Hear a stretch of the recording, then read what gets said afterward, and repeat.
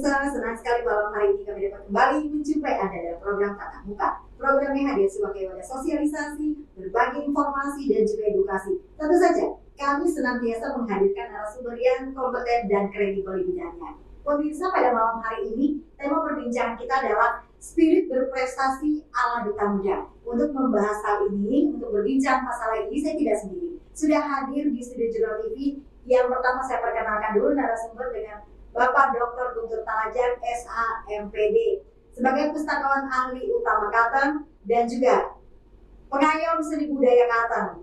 Dan saat ini juga masih aktif untuk membina kebudayaan, kemudian kesenian di Bandara Cilikriwut Palangkaraya. Kita sapa dulu. Selamat malam, Pak. Selamat malam. Nara kabar? Kabar bahagia. Salam literasi, salam budaya. Salam literasi, salam budaya. Yang kedua ada teman kita di sini, Dewi Halawa, Duta Bawi Intelijensia Tambun Bungai Kalteng 2021-2023 dan juga sebagai Duta BNN.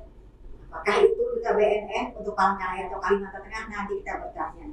Kemudian yang ketiga ada Hatta Lasinta sebagai Duta Generasi Hijau Indonesia tingkat provinsi dan juga tingkat nasional, dan juga sebagai Duta Kosmetik Milenial. Saya sapa dulu semuanya, selamat malam, apa kabar? Selamat malam. Terima kasih Bapak dan juga adik-adik di sini. Terima kasih sudah hadir di Studio Jurnal TV. Pemirsa, kita ingin lebih jauh lagi mengetahui seperti apa prestasi mereka, kiprah mereka, bagaimana mereka menjalankan aktivitas sebagai pelajar dan juga mahasiswa.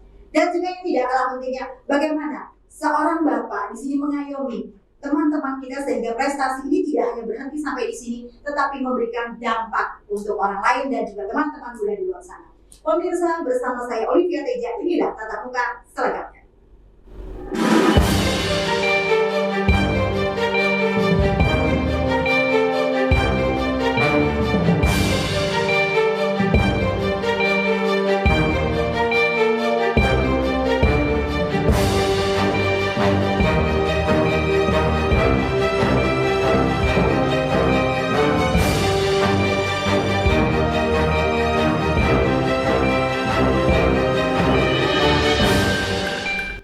Pemirsa, kita langsung saja dengan Dewi Halawa. Kak Dewi, bercerita dong sedikit seperti apa sih Duta Bawi Intelijensia Tambun Bungai ini? Iya, terima kasih dan juga selamat malam buat seluruh pemirsa dimanapun Anda berada. Dan pada malam hari ini senang banget ya kayak bisa sedikit sharing ke teman-teman semuanya mengenai seputar Duta Bawi Intelijensia Tambun Bungai Kalimantan Tengah tahun 2021 dan 2023. Jadi masih menjabat sampai hari ini. Jadi sebenarnya kalau Duta Bawi Intelijensia ini kita ada pasangan sebenarnya. Ya, pasangannya di mana ini? Masih belum bisa datang ke studio ya. Jadi kita itu tugasnya adalah untuk mempromosikan pariwisata, kebudayaan ataupun adat istiadat yang ada di Kalimantan Tengah. Pas sekali suhunya ada di sebelahnya. Iya, betul sekali. Dan juga sudah pernah ketemu dengan Bapak di tahun 2021 ya Pak ya? Oh gitu ya, Dewi? Iya. Masih ingat dong? Masih ingat ya Pak ya? Dan juga di saat terima kasih Pak. Kemudian apa lagi yang dilakukan atau program-programnya ketika sudah menjabat itu? Iya, baik. Dan juga program yang sudah kita lakukan adalah kita tuh lebih ke bagaimana bisa menjadi juga contoh dan teladan bagi anak-anak muda yang lain. Salah satunya karena kebanyakan anak-anak muda hari ini masih belum tahu lebih dalam tentang kekayaan budaya dan adat yang ada di daerahnya sendiri. Jadi itu sebenarnya tugas pokok kita adalah bagaimana kita bisa mempromosikan kekayaan yang ada di Kalimantan Tengah, mulai dari lokal, nasional, bahkan internasional.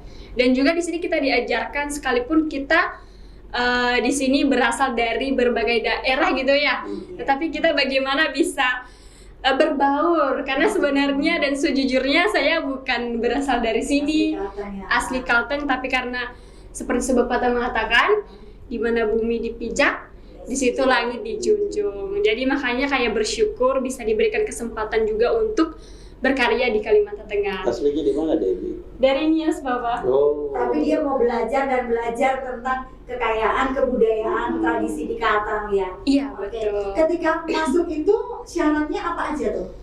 Syaratnya dulu itu Atau sebenarnya kriteria penilaian ketika berlaga sebagai duta? Oke, dulu itu kriterianya sebenarnya ada ininya ya, maksimal tingginya berapa. Dulu itu kalau nggak salah 165 kalau perempuan, Minimal. ya minimal kalau laki-laki 160. Itu yang pertama. Kemudian kita ada kayak photoshoot, Oke. kemudian ngisi segala administrasi gitu ya, nama, apakah masih kuliah atau Yang bagaimana. umum ya? Iya, yang umum. Jadi kurang lebih sih kayak gitu untuk segala administrasinya. Ketika di karantina apa aja yang dipelajari? Di karantina kita itu dulu belajar tentang yang pertama sih kita dibimbing ya. Kita dikasih tahu mengenai apa sih sebenarnya nanti untuk langkah-langkah yang harus kita lakukan untuk kedepannya. Karena kalau nggak salah itu dulu 2 minggu, kurang lebih ya 2 minggu. Kemudian di situ kita diajarkan untuk bisa berkomunikasi ataupun ngomong di depan orang banyak. Public speaking-nya ya? Iya. Kemudian kita juga ada seleksi membuat sebuah esai tentang kebudayaan atau pariwisata yang ada di Kalteng. Dan itu kita presentasi di depan dewan juri. Berarti ini yang memang literasi itu harus kuat. Karena di sebelah kita juga sudah ada Bapak Pustakawan Ahli Utama Kalteng. Nah ini hubungannya antara literasi anak-anak muda ini harus rajin membaca. Nah oke, sebentar dengan Pak Dokter Butur ditahan dulu. Saya ke Antara Sinta atau biasa disapa dengan Roni. Roni bisa bercerita sedikit seperti apa sih Duta Generasi Hijau? Dalam tanda kutip pekerjaannya apa? Oke, terima kasih atas kesempatan diberikan. Nah, sebelum kami menjabat sebagai Duta Generasi Hijau, baik itu provinsi ataupun nasional, kami itu diseleksi dulu dengan kegiatan JNGH atau Jambore Nasional Generasi Hijau 2022, yang dimana seleksi itu ada pembuatan esai mengenai isu lingkungan hidup seperti paperless. Kami tahun lalu itu mengambil tema paperless, yaitu pengurangan penggunaan kertas. Lalu kami juga membuat video kampanye mengenai paperless juga dan mengenai isu-isu lingkungan hidup yang sekarang masih digencarkan, seperti membuang sampah sembarangan ataupun menebang pohon. Dan itu kami diseleksi semuanya. Dari 34 provinsi itu ada 2 atau sampai 3 perwakilan setiap provinsi yang akan diterbangkan ke Balikpapan pada tanggal 3 sampai 7 Oktober 2022. Dan setelah kami sampai di sana, seminggu itu kami membahas atau mempelajari mengenai isu-isu lingkungan hidup. Yang pertama tentunya mengenai paperless.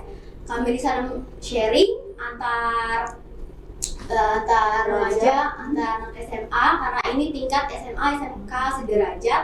Dan kami dari berbagai provinsi itu kami berkumpul menjadi sebuah kelompok. Kami membahas isu-isu, membahas budaya juga. Karena di akhir acara ini ada pertunjukan seni, yaitu di mana kami akan memperkenalkan seni dari daerah masing-masing. Kalau dari Kalimantan Tengah sendiri, saya membawakan tarian penyambutan di acara seni tersebut, yaitu Go Talent. Nah, ketika kami sudah mempelajari, sudah mengetahui apa-apa saja materi yang disampaikan, di akhir acara itu adalah pemilihan 20 top duta GGI atau Green Generation Indonesia, yang dimana 20 duta itu diseleksi lagi menjadi 10 duta yang akhirnya dipilih menjadi juara 1, juara 2, juara 3, harapan 1, harapan 2, harapan 3. Dan Kalteng sebagai juara? Dan Kalteng meraih juara 2 tingkat nasional. Tepuk tangan. Tepuk tangan untuk Kalteng ya. Apa yang membuat Dewan Juri pada saat itu yang notabene dari perwakilan seluruh Indonesia memilih Kalteng? Nah, ketika kami di Balikpapan itu, kami dari awal kami sebelum terbang ke Balikpapan itu sudah diseleksi, sudah dinilai dari kehambalan kami, dari keaktifan kami di kelompok, dan bagaimana kami ini bisa menyelesaikan isu-isu permasalahan lingkungan hidup. Nah, ketika kami sudah dinilai dari keaktifan kami, di akhir acara tersebut kami juga dinilai juga, yaitu memberikan pidato 1 menit mengenai seminggu itu apa yang dapat kami pelajarin dari tema paperless itu. Oke, karena mengingat ini masih muda-muda Pak, dalam tanda kutip, kita bukan menyepelekan yang muda. Mereka untuk pengalaman dan lain-lain kan kemungkinan masih belum sejago yang sudah senior lah. Kita tadi mendengar mereka belajar Pak melalui literasi. Seperti apa tanggapan Bapak? Karena Bapak di sini seorang pustakawan dan juga pasti sangat gencar untuk literasi anak-anak muda. Silakan. Sama kecapi dulu ya. Oke, siap. Bagian Kita dari dengarkan. literasi Ini dia. kita kecapi. Siap.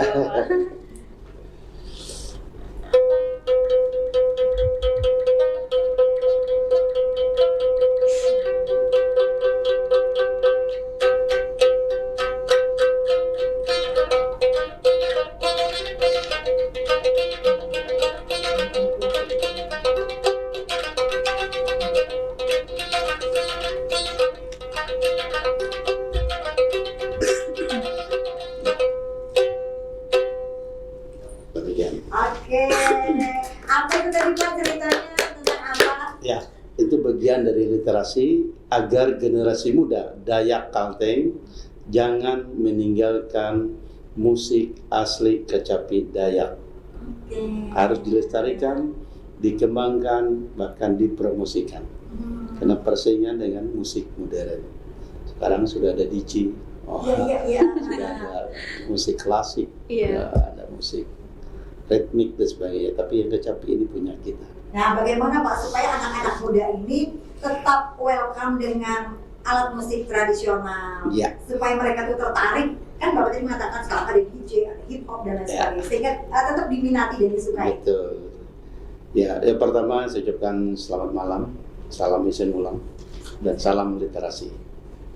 Saya bangga dan terharu mendengar kesaksian, juga informasi dari kedua putri kita yang cerdas, Dewi dan Noni. Luar biasa. Bangga Kalteng, bangga juga Indonesia dan khususnya orang tua dan juga gurunya. Bahwa terkait dengan apa yang disampaikan informasi sebelum saya jelaskan tentang musik kecapi, musik khas Dayak Kalteng, bahwa generasi muda, generasi penerus bangsa, khususnya untuk generasi muda pelajar dan mahasiswa Kalimantan Tengah, apa yang disampaikan Dewi adalah bagian dari sumber daya manusia, Oke. SDM. Ya. Nah, SDM generasi kita harus siap. Artinya apa? Mereka harus punya pendidikan yang cukup. Mereka harus punya kemampuan, keterampilan, dan keahlian yang memadai dan bisa bersaing.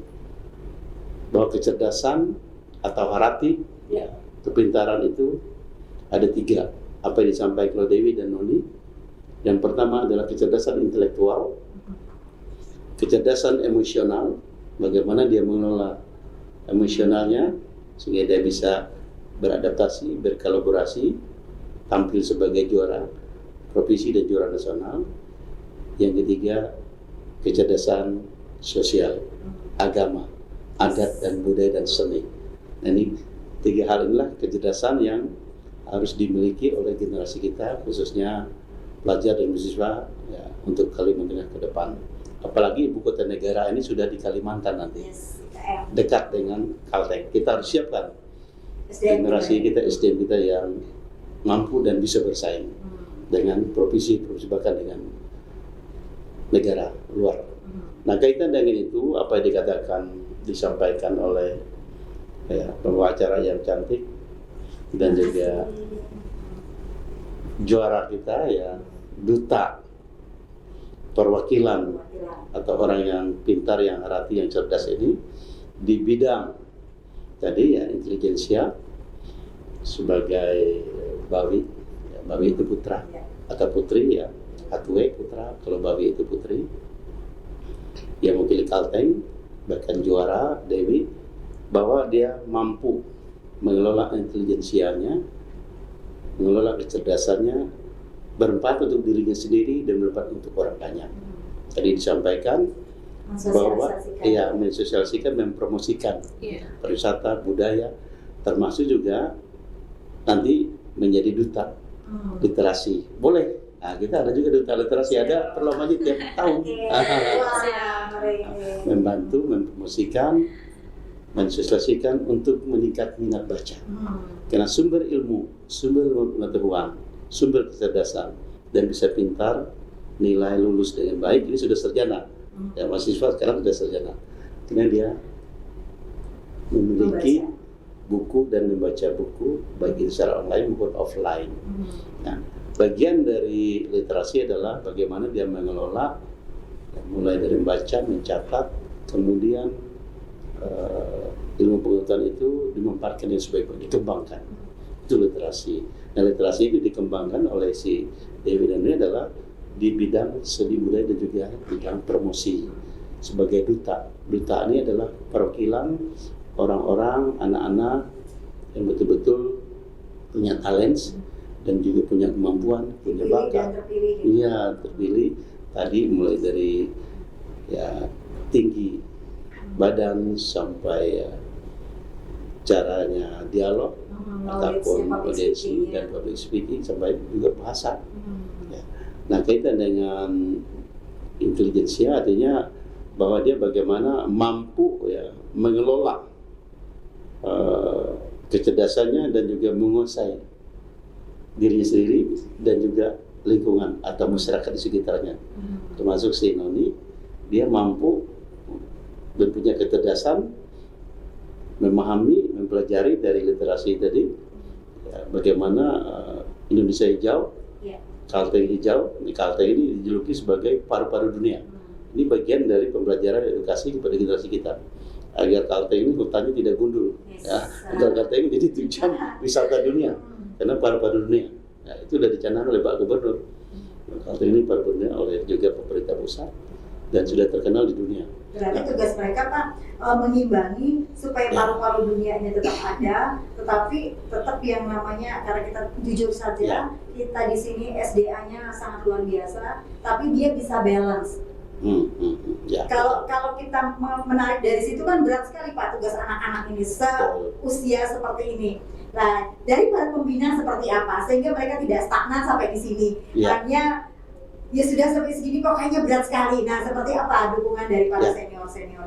Ini sudah selesai studinya, kuliahnya dari Universitas ya, UVR Palangkaraya, sekarang mau wisuda. Tentu punya ijazah dan punya kemampuan. Nah, nanti ijazah ataupun ilmu pengetahuan yang dimiliki ini bisa dimanfaatkan di bidang apa saja, ya, di sektor apa saja, baik itu di pemerintahan, swasta, perbankan, termasuk di bidang pariwisata, seni budaya. Si Dewi bisa tidak harus menunggu menjadi pegawai negeri, jadi dosen ataupun guru, ya, yang diangkat menjadi pegawai negeri.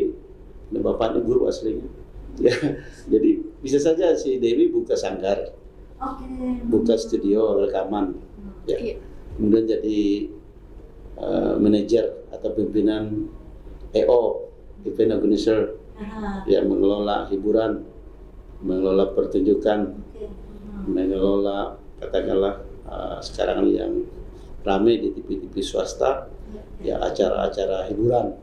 Ya. Berarti dapat kita tarik kesimpulan malam hari ini bahwa ketika mereka teman-teman di luar sana atau di sini berprestasi itu membuka peluang kerja sebesar-besarnya dan menciptakan peluang kerja untuk diri sendiri dan juga orang lain. Oke, saya bergeser dulu kembali ke Kak Dewi. Kak Dewi, kalau di sini juga kita ngelihat duta BNN ya. Iya. Nah, itu seperti apa kalau duta BNN sedikit? Iya, baik. Kalau untuk duta BNN, kalau di sini kan duta anti narkotika Kota Palangkaraya. Ini juga diberikan kepercayaan untuk menjabat di tahun 2021 juga, di tahun yang sama. Dan kalau untuk menjadi duta anti narkotika Kota Palangkaraya, tugasnya adalah bagaimana bisa memberikan edukasi kepada anak-anak muda, mahasiswa maupun masyarakat untuk tidak menyalahgunakan yang namanya narkoba. Karena seperti yang kita tahu bahwa narkoba tidak mengenal siapapun dari kalangan manapun. Kalau kita salah dan terjebak, kita akan masuk ke perangkap si narkoba. Karena sudah membuktikan banyak bahwa banyak orang-orang hancur hanya gara-gara narkoba. Hancur masa depannya, mulai dari keluarganya juga semuanya hancur. Jadi Hanya karena coba-coba. Iya, berawal dari coba-coba, jadi lama-lama kayak kecanduan, jadi nggak bisa ditinggalin.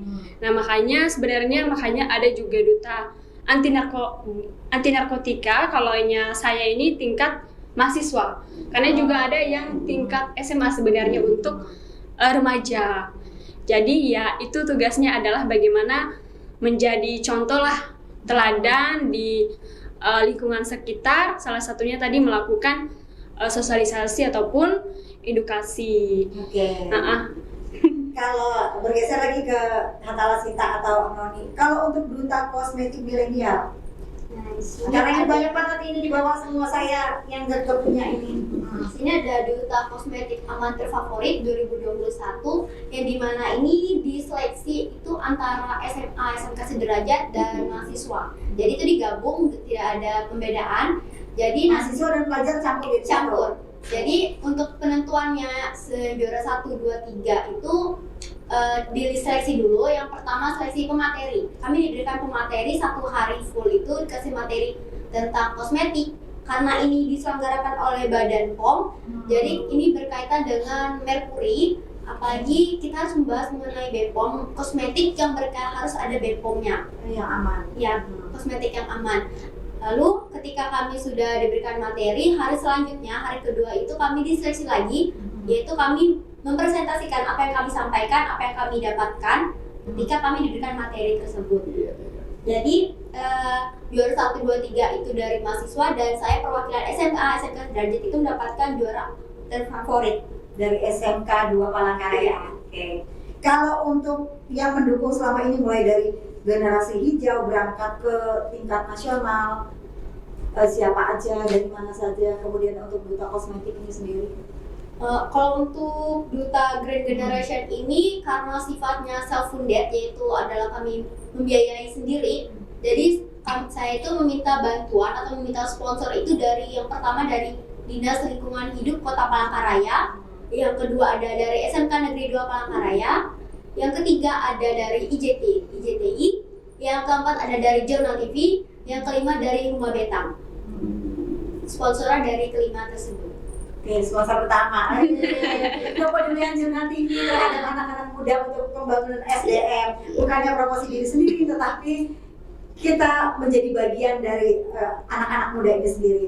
Oke, kalau saya ke Pak Dr. Guntur lagi, kalau untuk seni budaya, karena mereka ini kan Pak membawa nama Kalteng, membawa nama Palangkaraya, yang kita tahu notabene Kalteng itu identiknya orang taunya Dayak. Bagaimana selanjutnya sehingga kebudayaan kita ini lebih lagi dikenal di sana melalui anak-anak ini, melalui teman-teman adik-adik kita di sini? Ya, ini pertanyaan yang sangat bagus, dan juga tadi informasi dan penjelasan dari kedua duta yang luar biasa, anak-anak kita, putri-putri Kalteng ini, bahwa edukasi untuk seni dan budaya, adat, juga kesenian Dayak Kalteng ini khususnya, kita sudah ada undang-undang, ya, dasar hukumnya Undang-Undang Pemajuan Kebudayaan tahun 2017. Bahkan sudah ada perdanya, ada perda bahasa, ada perda cagar budaya, tadi sudah kuat sudah.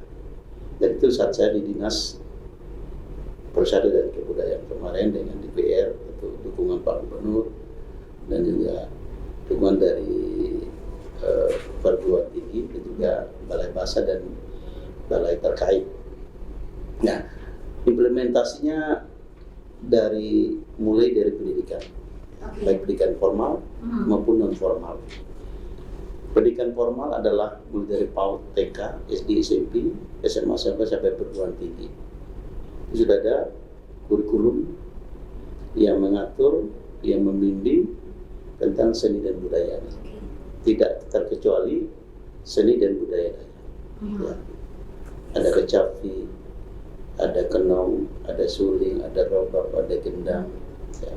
Sampai ada seni suaranya ataupun kaitan dengan lagu-lagu daerah, ya, ada deder, ada kerungut, ada sansana, sampai cerita, dan juga ada tarian-tarian daerah. Dan ini sudah dilombakan mulai dari sekolah, ya, SD, SMP, dan untuk tingkat kabupaten sudah ada festival-festival, ada event-event, provinsi diberi bahkan sampai tingkat nasional.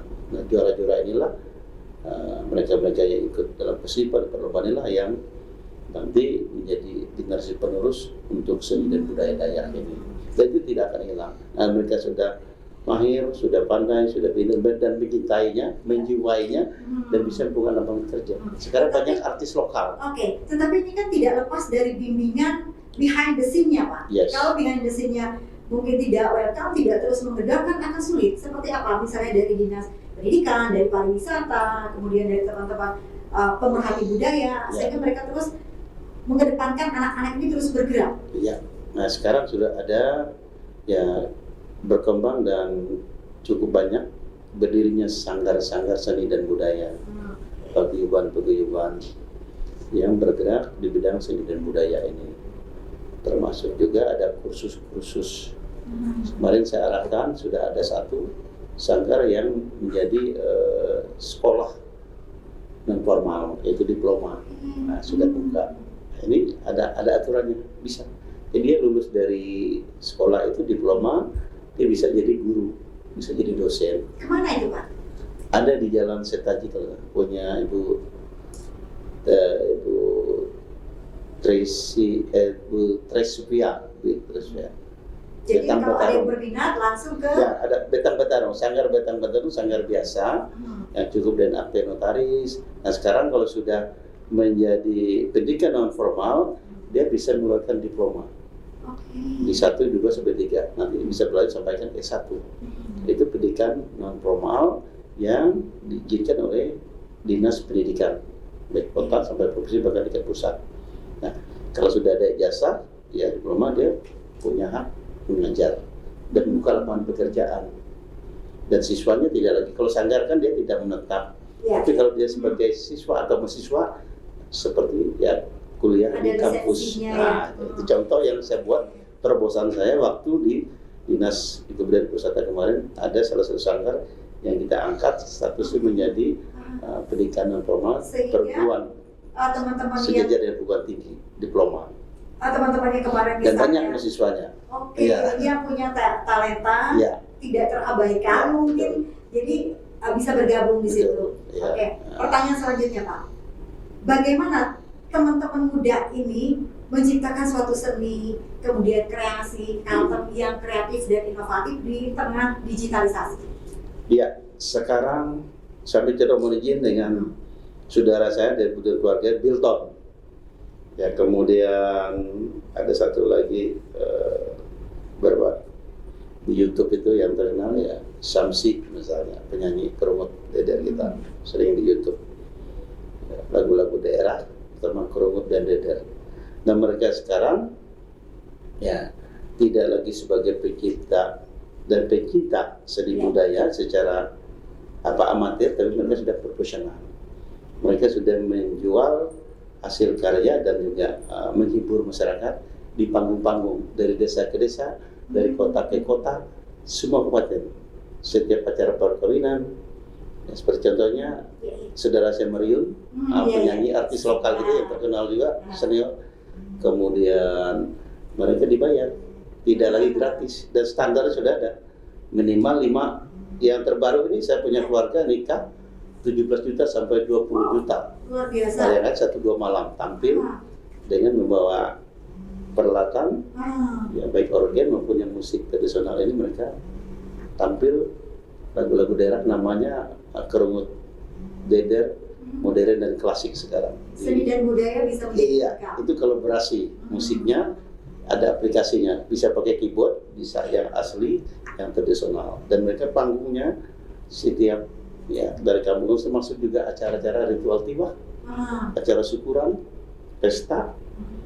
Yang lebih viral sekarang adalah acara perkawinan adat.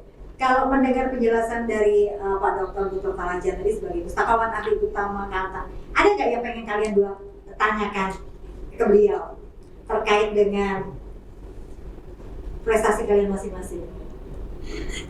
Siapa tahu ada yang ingin ditanyakan? Dari saya ya. Siapa? Dari siapa nih? Dari Oke. Dari yang ini dulu kayaknya. Kalau mau melamar jadi dosen asisten bisa, ada asisten saya dosen saya. Iya. Asisten. Iya. Asisten dosen. Yang satu. Mungkin dari saya ya Kak ya. Sebenarnya nggak lebih ke pertanyaan sih ya.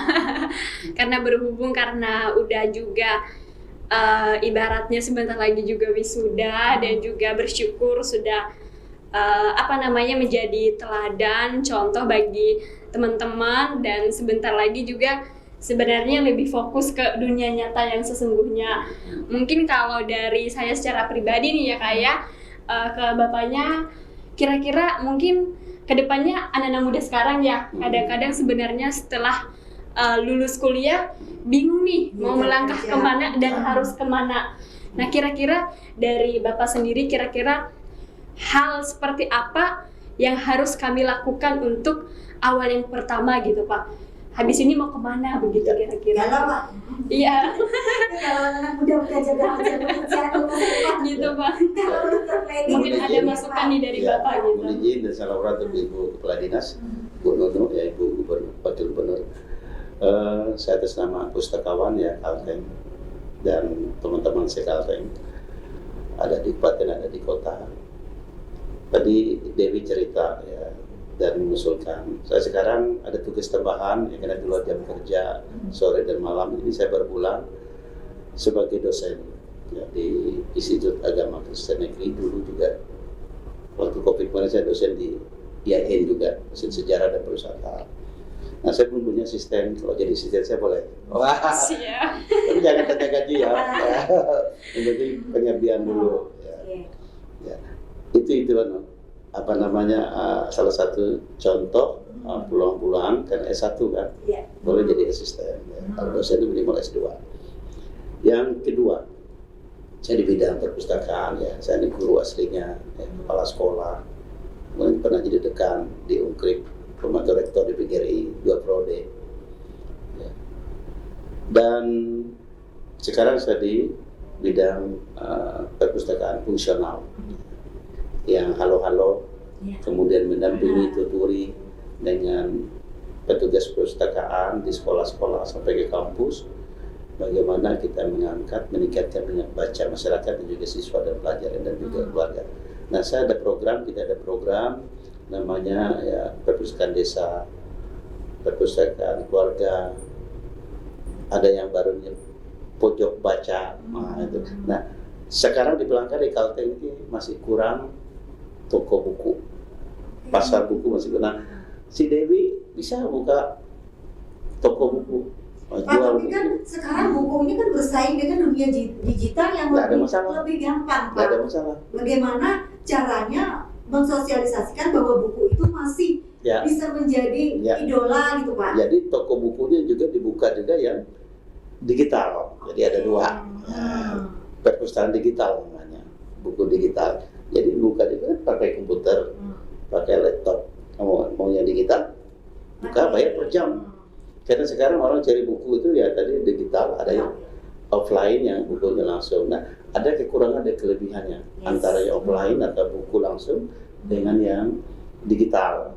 Kalau yang digital mudah diakses, lebih cepat, juga bayarnya mudah. Ya. Saya baru dari Surabaya melihat ya punya profesor dari Surabaya.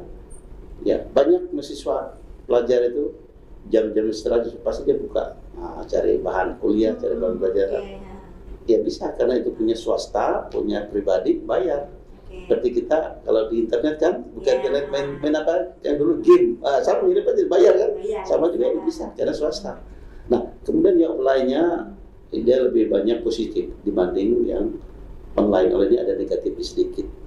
Kalau kita kurang konsentrasi, kemudian terpengaruh dengan hal yang lain, kita bisa sedikit yang buka pelajaran, yang lebih banyak yang buka yang hiburan dan lain-lain. Tapi kalau offline ini murni tidak ada yang negatifnya, karena di situ tidak ada film-film, tidak ada macam-macam dan asli.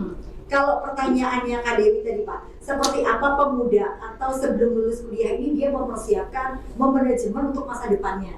Ya, yang pertama Dewi dan Noni sudah punya manajemen, saya Sudah katakan ada tadi, passion masing-masing punya ya? sumber daya manusia, punya karakter, punya keahlian dan punya kecerdasan, karena sudah juara. Itu modal yang paling kuat sudah. Artinya persaingan dari segi formal dia sudah juara dan sudah mampu. Nah, untuk prakteknya pasti orang mencari yang punya kemampuan. Misalnya melamar di bank, di sini ada Bank Kalteng, ada BCA, ada Mandiri, ada BNI, ada BRRI, ada macam-macam bank swasta. Nah, kalau dia melamar, orang melihat lampirannya, ijazahnya dan juga prestasinya pasti diterima. Di BCA itu banyak, ada satu juga yang dari Putri Perusahaan. BCA sini, saya juga sering kalau ketemu mesti ingat. Karena orang melihat dari skillnya ini. Skillnya, itu kelebihan termasuk mereka. life skill juga ya Pak ya? Ya, Kemampuan hidup. termasuk juga masuk tentara dan polisi. Kita ada Putri Perusahaan dari Sampit dulu, zaman saya juga. Sekarang sudah perwira dia, masuk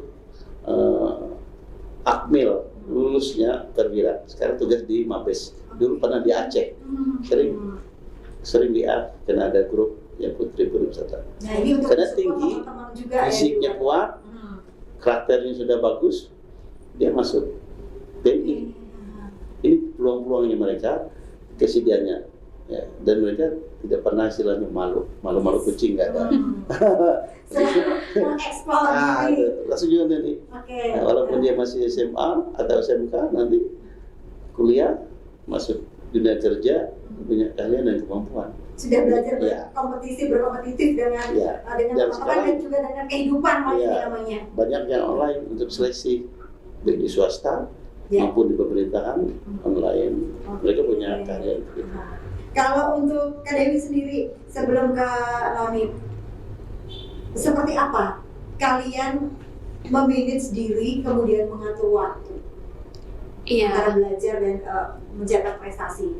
iya. Sebenarnya ini adalah hal yang sangat susah ya sebenarnya bagi kalangan anak-anak pada umumnya, karena agak sedikit susah gitu ya membagi waktu, karena kita juga harus kuliah dari pagi sampai sore, kecuali kalau dulu masa COVID, jadi mungkin agak sedikit ini bisa bagi waktu ya. Kemudian kadang-kadang juga kita juga harus kerja, selain kita juga harus terus berkarya, menjadi contoh dan teladan untuk bisa Tanggung jawab ya, menjalankan Kak Dewi, ya. tanggung jawab, karena ada beberapa program yang harus kita lakukan, yang pastinya sebenarnya itu semua adalah kembali ke diri sendiri. Bagaimana kita mengatur diri sebenarnya lebih pentingnya ya. Karena kalau kita pun nggak bisa ngebaca diri kita seperti apa, ya otomatis kita nggak bisa membagi waktu. Karena sebenarnya memang dalam satu hari itu pastinya kegiatan, kerjaan, tugas-tugas, dan tanggung jawab itu akan sangat banyak listnya. Mungkin dari sini ada tugas dari kuliah, kemudian ada panggilan dari misalnya dari Asosiasi Duta Tambun Bungai, hari ini kita ada nugas ya. Kemudian ada juga dari Duta BNN, agak sedikit lumayan susah ya. Tapi di lain itu semua kita melihat di mana yang memang benar-benar prioritas. Kira-kira iya, skala prioritasnya yang lebih penting. Kira-kira pada hari ini yang paling penting di mana? Jadi kita datangnya di situ dulu. Yang pastinya sebenarnya misalnya kan nggak mungkin juga waktu ataupun jamnya itu bersamaan.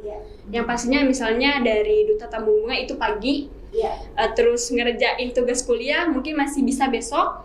Jadi dalam satu hari itu kan ada berapa jam nih? 24 jam ya. Jadi bagaimana kita memaksimalkan waktu yang ada? Istilahnya ya lumayan capek sih ya, karena mungkin istirahatnya juga kurang. Itu yang harus kita korbankan. Mungkin kadang-kadang juga sebenarnya kadang kayak nggak sempat makan, kadang-kadang lupa gitu. Jadi itu adalah menurut saya adalah sebuah pengorbanan untuk bisa semuanya bisa tetap berjalan bersamaan tanpa harus ada yang harus kita lupain lah. Bagaimana kita akademi juga kan dapat beasiswa ya. Iya. Harus dipertanggungjawabkan. Harus dipertanggungjawabkan, karena kalau enggak yang pastinya itu kan cuma batas 4 tahun. jadi dicabut, nggak bisa dapat lagi. Jadi harus tetap seiring sejalan ini semua Iya. ya. Oke. Saya bergeser ke Noni sendiri. Bagaimana kalau Noni melihat ada anak-anak muda, ada teman-teman muda di luar sana yang dalam tanda kutip dia tidak mempunyai fasilitas, minim fasilitas, tetapi dia pengen berkarya, pengen berprestasi lah. Tetapi fasilitas itu mungkin dari orang tuanya, lingkungannya tidak mendukung. Apa yang harus dia lakukan sebagai anak muda? Oke, untuk kalau ada teman-teman yang ingin berprestasi atau ingin berkarya mau di bidang apapun tapi masih kekurangan fasilitas baik itu dalam segi ekonomi ataupun peralatan sendiri, itu kalau menurut saya itu jangan pernah patah semangat ya, never give up. Jadi kita harus tetap berjuang untuk mendapatkan apa yang kita inginkan. Seperti saya misalnya ketika saya mau dapatkan duta kosmetik ini, saya itu hanya sendirian di rumah. Saya tinggal orang tua saya ke Jawa, jadi saya hanya sendirian saya di rumah, dan itu saya harus berjuang juga, dimana saya harus menyisihkan waktu buat sekolah dan harus menyisihkan waktu juga untuk seleksi duta kosmetik ini. Tanpa harus ke salon, tanpa diantar Tanpa anak harus tua, jadi tanpa mandiri. menggunakan roda 4 yang notabene biasanya anak-anak berprestasi mau cantik kan Iya. komplit. Itu namanya mengelola kecerdasan emosional. Dia Dan tidak memperdayakan pasrah, apa yang ya, ada, ya. tidak pasrah dengan keadaan, dengan situasi dan kondisi, tapi dia secara emosional saya mampu, saya bisa. Itu kecerdasan emosional tadi. Karena kadang kan jujur saja Pak. Ada juga yang, enggak, usah. Kadang kan melihat anak-anak seperti ini kan melihat temannya, oh itu dia berangkat lomba diantar orang tuanya, notabene itu roda 4 terus ke salon segala macam membutuhkan bla bla bla bla biaya banyak. Nah, yang saya tanyakan tadi seperti itu supaya teman-teman kita di luar sana jangan dalam tanda kutip minder. Kalau untuk Dewi sendiri apa tuh? Seperti apa? Kalau misalnya kita jauh dari fasilitas, tempatku misalnya fasilitasnya nggak ada, orang tuaku mungkin ekonominya tidak seperti teman-teman lain. Nah itu seperti apa? Iya, jadi untuk Jangan insecure dulu dengan diri sendiri. Oke, betul banget sih, jangan insecure ya. Oke, mengenai hal itu sebenarnya satu hal yang anak muda harus pegang adalah jangan jadikan itu menjadi halanganmu untuk terus maju. Misalnya mulai dari kendala-kendala yang tadi, mungkin dari fasilitasnya kurang, kemudian dari segi finansial juga kurang. Ya kadang-kadang juga jujur ya, kalau kita menjadi seorang duta, itu kita harus ada modal, bukan hanya modal dari segi diri saja. Mungkin dari segi finansial juga itu keluar. Karena mau nggak mau, karena ada beberapa banyak hal yang kita persiapkan. Contoh kecilnya, itu dulu kami diwajibkan untuk memakai baju putih. Baju putih yang polos, nggak ada tulisan sama sekali. Dan berhubung itu dulu juga, ya dalam tanda kutip, memang nggak ada punya duit, nggak ada megang apa-apa gitu. Jadi harus mikir, ini gimana ya caranya gitu, supaya bisa beli baju kayak gitu. Karena ini memang salah satu persyaratan. Jadi mau nggak mau kita harus berpikir, gimana ya kira-kira mungkin cari solusi. Ataupun ibaratnya mungkin minta tolong sama teman. Jadi istilahnya jangan pernah malu dan jangan jadikan itu sebagai penghambat kamu untuk terus maju, untuk terus melangkah. Karena orang-orang besar pun menurut saya itu adalah mereka pastinya mulai dari nol, merasakan proses dari yang tidak punya apa-apa. Jadi kalau kita benar-benar ingin bersaing, ingin maju, pasti sebenarnya bisa, karena suatu hal yang diperjuangkan dengan proses yang betul-betul itu pasti akan ada hasilnya.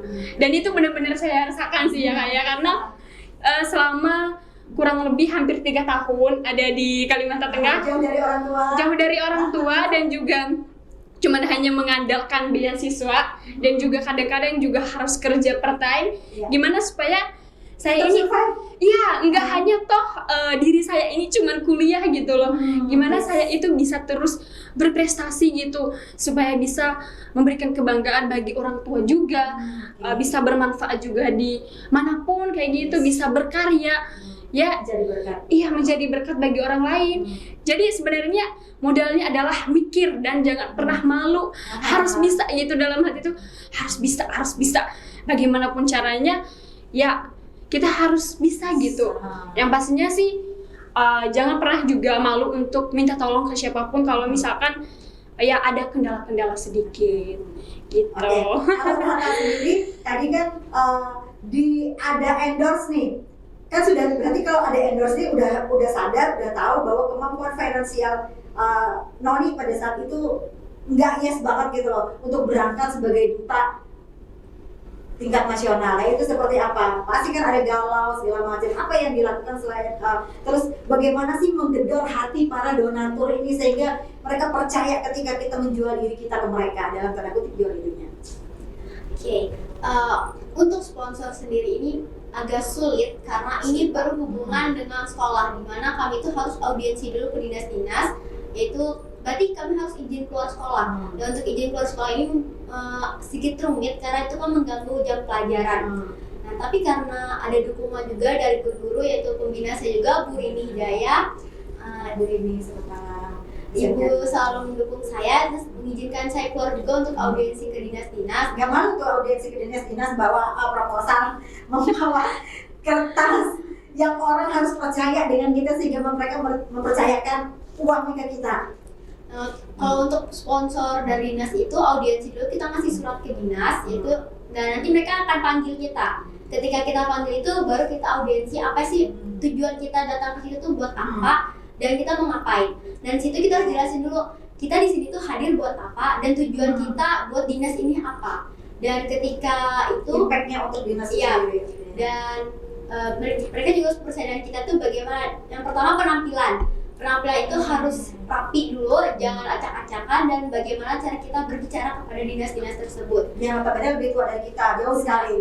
Dan itu saya sendiri itu berbicara langsung kepada kepala dinasnya sendiri, langsung kepala dinasnya, dan ternyata kepala dinas saya itu percaya sama saya dan berkaitan juga dengan lingkungan hidup, dan di saat itu juga mereka memberikan sponsor pada saya. Oke, karena ini kita sudah berada di penghujung. Untuk kedua narasumber yang masih muda-muda ini, pesan buat teman-teman di luar sana apa dulu? Sehingga mereka jangan yang namanya ketika keadaan sepertinya tidak mendukung, tetapi mereka terus bergerak. Iya. Kak Dewi dulu. Dari saya dulu ya. Mungkin dari saya adalah jangan pernah malu dengan kondisi kamu. Ketika ada peluang, terus manfaatkan, terus maju dan berkarya. Dan satu hal yang harus diingat adalah bagaimana diri kamu dimanapun kamu berada bisa menjadi contoh dan teladan dan bisa meninggalkan karya terbaikmu sehingga suatu hari nanti itu adalah menjadi sebuah cerita yang kelak akan kamu ingat sendiri dan juga orang-orang sekitar kamu ataupun keluarga dan saudara-saudara kamu. Mungkin itu dari Hubungan orang tua, doa keluarga ya. Iya. Kalau Noni sendiri, Untuk teman-teman nih, saya sering dengar di sekolah yang bilang iri sama saya karena sudah mungkin saya berprestasi di sekolah, sering dibilang anak emas, anak saingan guru. Terus mungkin gara-gara ikut duta ini banyak yang kira saya kaya raya, padahal sebenarnya tidak. Karena sendiri saya dibantu dengan dinas-dinas juga, dan itu cukup membantu saya. Dan untuk teman-teman yang mungkin merasa sudah minder duluan untuk ikut, mungkin untuk ikut lomba-lomba, ikut duta, udah minder gara-gara ekonomi ataupun fasilitas tidak memadai, jangan pernah berhenti. Karena jujur aja untuk mencapai duta ini juga susah perjuangannya, dan kenapa saya bisa sampai di sini itu juga karena saya kuat berdoanya dan tentu saja juga dukungan orang tua. Jadi harus tetap jangan pernah patah semangat dan jangan langsung iri duluan. aduh ada irinya. Ini Pak Guntur ini biasanya perkara anak muda nih kan, biasanya ada yang jelas, ada yang apa. Ya. Nah untuk menyikapi hal-hal ini yang negatif menjadi positif. Nah jangan dari Bapak ini sebagai orang tua, sebagai pengamat seni budaya, tradisi Kalteng, dan juga sebagai pustakawan. Yang pertama kita harus kuat melaksanakan ketakwaan kita kepada Tuhan yang Maha Kuasa sesuai dengan agama negara masing-masing. Itu nomor satu, artinya iman kita harus kuat. Ini benteng yang paling ampuh. Pertama, untuk menghindari hal yang negatif tadi sebagai duta BNN, jangan coba-coba, kemudian jangan sampai terlibat ataupun ya tergiur karena narkotika dan narkoba ini sangat berbahaya dan masa depan ya, bisa menjadi gelap dan akan ya, tidak jelas kalau sudah ke arah sana, makanya hindari itu. Ya. Yang kedua, saat ini memang tadi saya katakan membaca buku ataupun ya, belajar dari buku yang offline itu sangat-sangat ya, asik dan juga asli. Tapi sekarang ada yang digital, itu yang mudah dan ramai. Tapi tugas guru dan kepala sekolah dan orang tua termasuk saya ya, sudah kakek ini anak-anak ini suka main handphone, matanya rusak padahal belum usianya, kemudian lupa belajar, bangunnya terlambat karena main handphone sampai larut malam. Ini juga tugas kita. Tapi kalau dia rajin dibuka buku, ya udah dia akan rusak mata. Itu yang hal-hal yang perlu saya sampaikan kaitan dengan membaca buku maupun yang online. Yang terakhir tadi persaingan, ada yang ya, ada guru sayang, ada guru tidak sayang ya, dengan siswanya. Ini bagian dari kecerdasan yang intelektual, kecerdasan emosional, dan kecerdasan sosial beradaptasi. Tadi bagaimana kita menempatkan diri, baik yang tadi mungkin kurang perhatian dari guru, dari orang tua, bukan dia tidak sayang sebenarnya, tapi karena tugas, karena potensi ya berbeda tadi, makanya kita harus tadi bagaimana mengelola kecerdasan 3 hal tadi, emosional, intelektual, dan kecerdasan sosial tadi. Nah, intinya adalah bahwa guru itu semua sayang dan semua memperhatikan siswanya. Tidak ada guru yang suka kalau anak atau siswanya tidak lulus, pasti nangis. Tapi dia senang, bangga kalau siswanya juara, seperti Noni dengan Dewi. Kemudian Pak, terakhir sekali, bagaimana anak-anak muda ini setelah berprestasi mereka bisa ada impact-nya menularkan kepada orang lain, dan agar mereka terus tetap humble, Pak. Nah, ini yang agak berat biasanya. Ketika misalnya seseorang sudah berprestasi, walaupun tidak semua, kemungkinan untuk kecenderungan itu pasti ada. Nah, ini seperti apa wejangan dari seorang orang tua kepada anak-anaknya sehingga dia tetap humble ketika berprestasi? Seperti Padi mengatakan kan, peribahasa semakin dia tinggi, dia semakin beruntung. Karena ini anak muda, Pak, egonya, trial and error-nya masih kuat. Ya, itu yang saya katakan tadi, artinya kalau iman ataupun ya kehidupan rohani dan jasmaninya kuat dan berimbang, dia punya keyakinan dan punya kepercayaan ya, sebagai apapun dia setelah lulus dan setelah punya prestasi dan punya kemampuan dan keyakinan itu yang akan diterima oleh masyarakat dan lingkungan. Tadi ada intelijensia ya, lingkungan ya, artinya bagaimana dia pintar, cerdas mengelola lingkungannya dan juga dirinya sendiri. Nah itu, dan masyarakat dan lingkungan akan juga menerima apa adanya. Memang sekarang banyak tantangan yang luar biasa untuk generasi muda. Bermain HP, ini tadi.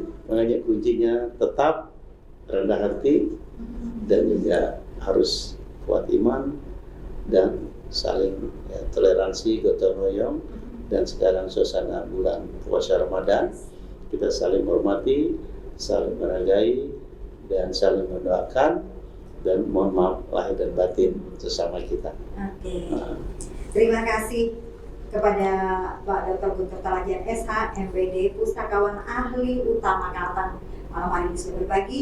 Juga Kak Dewi Halawan, Duta Baru Intelijensi Tabur Bunga, terima kasih, dan juga Duta PNN Palangkaraya. Kemudian Natala Sinta atau Noni, Duta Generasi Hijau Indonesia, tingkat provinsi dan nasional, juga Duta Kosmetik Milenial. Terima kasih sudah berbagi bersama kita pada malam hari ini, sudah sharing. Sebelum saya menutup, atau sudah saya menutup setelah ini, kita bisa mendengarkan Pak Guntur lagi bermain karuma.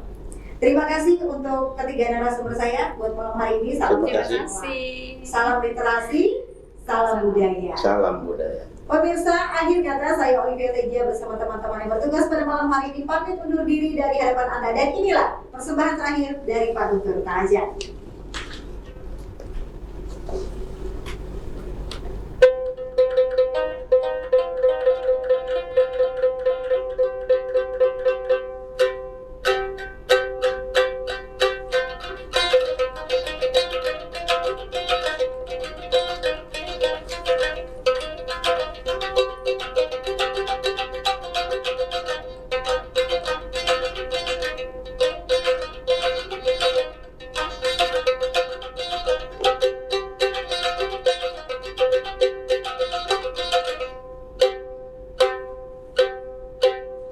Selamat malam, terima kasih.